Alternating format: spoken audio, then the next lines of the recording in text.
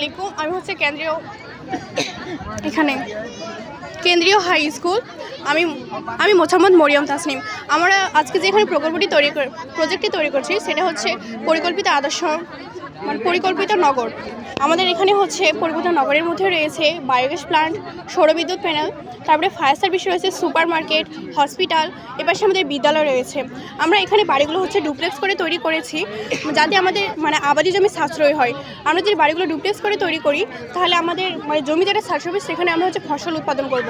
আমাদের ফসলের পাশে খামার রয়েছে।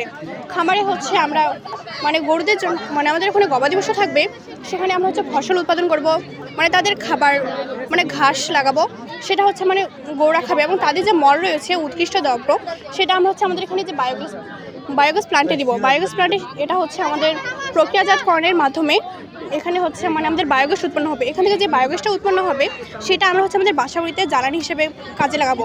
আর বায়োগ্যাসের যে অবশিষ্ট দ্রব্যটা রয়েছে সেটা হচ্ছে আমরা আমাদের জমিতে দিব, তাহলে আমাদের ফসল ভালো হবে।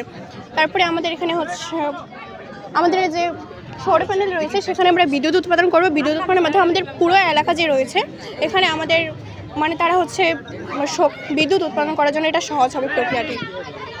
তারপরে আমাদের পাশে শিক্ষার জন্য বিদ্যালয় রয়েছে, দুটি বিদ্যালয়, একটা হচ্ছে সরকারি উচ্চ বিদ্যালয় আর একটা সরকারি প্রাথমিক বিদ্যালয়। এখানে আমাদের যে গ্রাম রয়েছে, গ্রামের যে শিশুরা তারা সেখানে শিক্ষা গ্রহণের জন্য তারা এখানে যেতে পারবে। তারপরে আমাদের এখানে পার্ক রয়েছে। পার্কের এখানে আমাদের অবসর সময়ে যে কেউ আসে তারা তাদের সময় কাটাতে পারবে। তারপরে আমাদের এখানে হচ্ছে হাসপাতাল রয়েছে। আমাদের যে পুরো নগরী আছে, নগরীর আমাদের সবার চিকিৎসার জন্য কোনো সমস্যা হতে পারে, সেখানে আমরা হচ্ছে তাদের চিকিৎসার জন্য এখানে হাসপাতালে যাব। হাসপাতালে আমাদের হচ্ছে কোনো যদি ইমার্জেন্সি দরকার হয়, কোনো সমস্যা হয়, তাহলে আমাদের মেডিকেল ল্যাবে তাদের পরীক্ষা করার জন্য যাব। এটি হচ্ছে আমাদের প্রজেক্ট। আমাদের প্রজেক্টে আরও রয়েছে ওখানে হচ্ছে রিসাইকেল পুরো গ্রামের যে আমাদের ময়লা রয়েছে সেটা আমরা যে রিসাইকেলিং ওখানে নিয়ে যাব বজ্র ব্যবস্থাপনার কারখানায়। সেখানে আমরা রিসাইকেলিং করার মাধ্যমে সেটা আমরা যেমন প্লাস্টিক রয়েছে এটা কিন্তু আমাদের পরিবেশ দূষণ করে।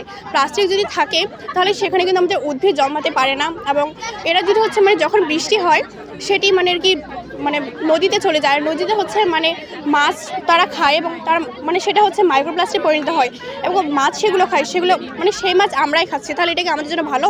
এই জন্য আমরা হচ্ছে আমাদের বজ্র ব্যবস্থাপনা কারখানা তৈরি করেছি। তারপরে আমাদের বাসার জন্য এপাশে রয়েছে রেন অ্যালার্ম, তারপরে পানির ট্যাঙ্ক লেজার ম্যাট রয়েছে। এটাই হচ্ছে আমাদের প্রজেক্ট।